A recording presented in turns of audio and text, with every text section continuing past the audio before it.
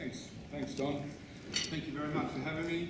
I really take pleasure in presenting to you today the findings that I've been privileged to travel around the world and bring home something of some use, certainly to the Australian industry.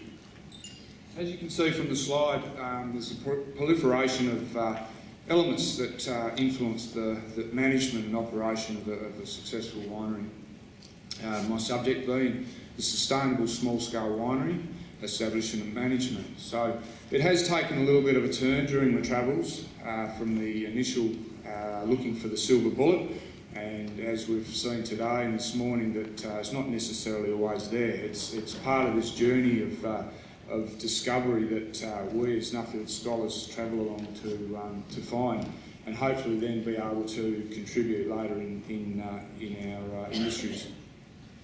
I'd dearly like to thank the Grape Wine Research Development Corporation, which is now part of the Australian Grape and Wine Authority, and appreciate Anne for being here, which has been a lot of changes in the industry for us, and it's great to have that support, so thanks Anne.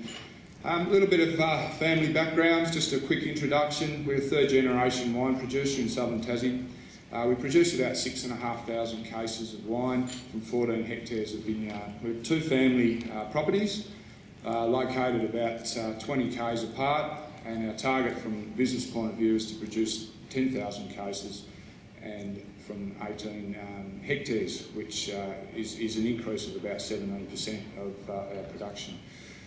Demand is currently outstripping supply, so we're really fortunate to be in the driver's seat of driving our business to where we want to go and what we want to see and how we want to take it there. We've got a very popular cellar door operation, which is all family run and operated. So in the business structures, we've got a managing director, which is my father, a viticulturalist, myself, winemaker, my sister Anna, and we've got my lovely wife who's also involved with cellar door operations there. Now, moving on from here, the sustainability side of things, because I couldn't find the actual substance that I went hunting for, I had to, once coming back from my travels, I had to then readjust my train of thought. And my train of thought was looking at the sustainability programs that are currently out there that add to the value chain and also have a big impact on the Australian wine industry. I sought to confirm the need for a recognised sustainability system or program, and also looked at,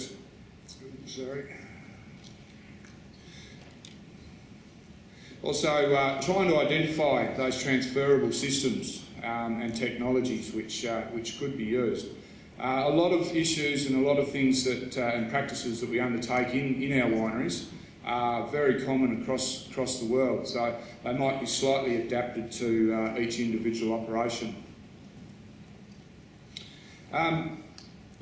This is a typical example of a Californian winery that I visited in the Napa Valley, and here you can see the main winery infrastructure here, which is based on a gravity flow system, so reducing the reliance on electricity. The wine sort of flows down through. Moving on to the sales area and restaurant department, which again from sustainability business point of view was really important to have that full retail exposure. And again, moving down into the entertainment, so providing more for the customer to be able to enjoy and feel comfortable with the atmosphere and what they're investing their dollars into. From a sustainability point of view, wine quality was the #1 issue that everybody echoed around the world. That if the product's not in the bottle, you find it very hard to support the further operations. Viticultural sustainability was also very important. They found that people advocating that they had a sustainability program in position, whether it being audited or verified, the general public had a tendency to spend 20% more on a sustainably verified product. The employees are a very important part of a sustainable winery, hanging on to good staff that you have trained up over a number of years and have become very efficient in their operations. That, again, was indicated to me as being a really important part of a sustainable winery. The community around that winery was also very important. The shops and outlets and normal resources that the employees drew upon was vitally important for the survival and efficient operation of the winery. I looked at the environmentally preferred purchasing side of the operation. So looking at the manufacturing and the down the line supply chain, which was really vitally important for a winery that is claiming to be sustainable. The ecosystem management, so the impact that whole environment, that whole business, that whole operation has within that environment. A vineyard is very much a monoculture, so things can quite easily get out of balance. Soil management, again, from the passionate growers and producers, they all reflect the terroir, the origin of where the fruit was grown, the microclimates, all these little things that help influence the quality of wine. And as Jace indicated to us, the work that he's doing there was vitally important in developing good quality fruit. Water management issues, again, they're pretty much the same across the world. You're looking at recycling water in certain areas, doing it environmentally friendly and sustainably was the big key that a lot of wineries were really focused on. Again, it's a reusing of a resource that would normally be wasted if it was just let to run down a paddock. As the extra processing, the value added to that water that you can be able to be reused into the vineyard again. Again, then reducing your water requirements and your water costs. Pest management, again, a very important quality and factor for wine quality. Water quality, the use of water within the vineyards that influenced the quality of the fruit again. Recycling and reuse, there's a lot of interesting information around in regards to how these sustainability programs have had dramatic reduction in recycling products and products going into landfill has been reduced dramatically. Energy was probably my guiding light initially, and I thought, you know, this is going to be fantastic. I want to get out and have a look at solar panel manufacturing and how the cost of the production of those sorts of things have dropped, and making it a lot more competitive for smaller operations to adopt. Here you can see a proliferation of labels and certification outlines and programs which were also operated around the world. While I'm mainly focused in California and northern US, where the sustainability, or the California Sustainability Program, was the umbrella for the Lodi region. And also the live certification program. It also oversaw the development of SIP certification, and all these certification programs have grown over time due to the requirement of the individual vineyards being able to adopt them at certain levels. So some of these were really quite high levels of requirements, so really requiring a lot of time, a lot of finance to be involved. And as they got more and more, as they adapted more and more, they became a little bit more user-friendly and tailored to each operation. The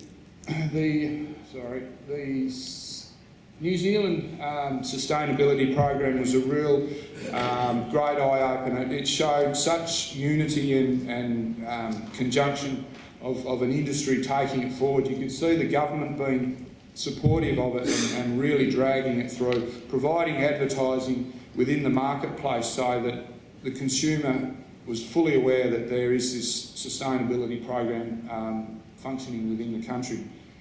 Also, another sideline issue was I noticed in New Zealand a lot of the other growers were also taking on other sustainability programs.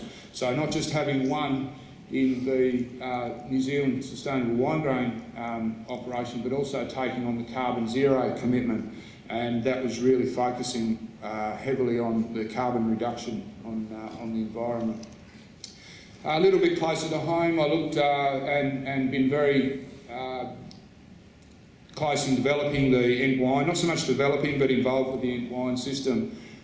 Here we're the only Tasmanian certified Ent wine producer in Tassie. We saw a commitment to it from our business standpoint. We felt committed on behalf of supplying produce to the market, and the market was requiring, and our purchaser was requiring certification.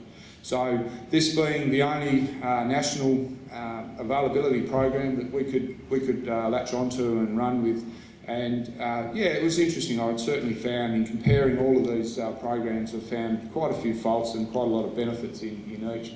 Also, from a research point of view, looked at the South African Integrity and Sustainability Certification Program. Again, this being a great example of how inductees into universities, into wine courses, into wine growing areas are coming out, hitting the ground running. They're actually qualified and have a lot of the concepts of sustainability under their belt. So from an employment point of view and providing a sustainable employee value to a business, that was really vital.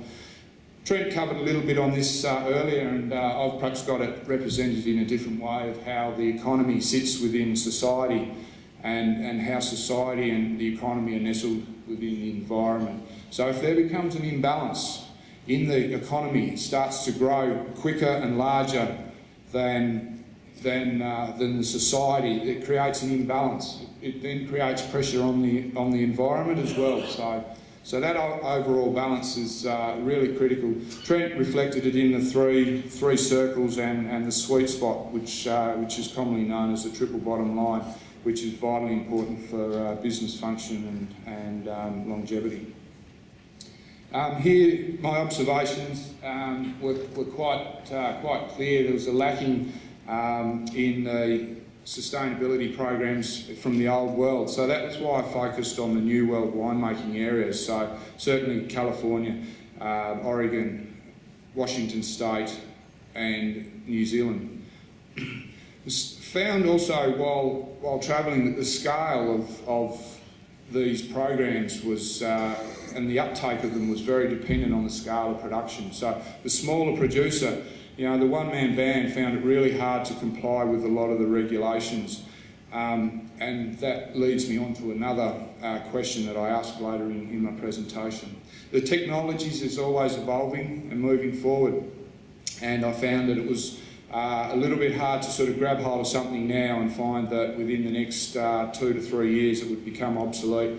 And I also mentioned there the customisation of a lot of these technologies are very much vineyard and winery focused. So taking something from one location to another was a little bit more difficult. Recommendations, I found that Ent Wine Australia and the Australian wine industry really needs to focus on developing a scheme that really attracts participants, because there's this sort of division and you have people that are passionate in providing a service and a guaranteed product, but it just hasn't got the government pull through. And whether that comes from extra spending, extra advertising and extra public awareness of the product and what's available. The environmental sustainabilities are driven essentially by the inputs and the outputs. And from this, you see the processing and development of a system is important to the finished product. Sorry, doing it again, going the wrong way. So from here, it raised a few questions in regards to is environmental sustainability so different to financial sustainability? But also, I also asked the question, does it require separate consideration? Who actually requires this verification? is there a return on providing this verification, and does the verification warrant the extra cost? Also, a small sideline was the general relationship, and I think it comes back to the marketing point of view, but does the producer and the consumer develop that trust relationship, and does that trust reflect in the sales acquired? My acknowledgements are to Nuffield Australia. I really appreciate the opportunity of being put in this position and giving the opportunity to hopefully contribute to the rest of the industry moving on. GWRDC for their faith and prudence in selection. Our family business, Pooley Wines, and to my loving wife and kids that have endured the ups and downs of this journey. I really couldn't have done it without you guys. So, just like to leave you with this final quote from Albert Einstein: "A new type of thinking is essential if mankind is to survive and move towards higher levels." This is obviously what we've had indoctrinated into us, the Nuffield philosophy of, and also from its stakeholders, and hopefully from Nuffield up-and-coming scholars. Thank you.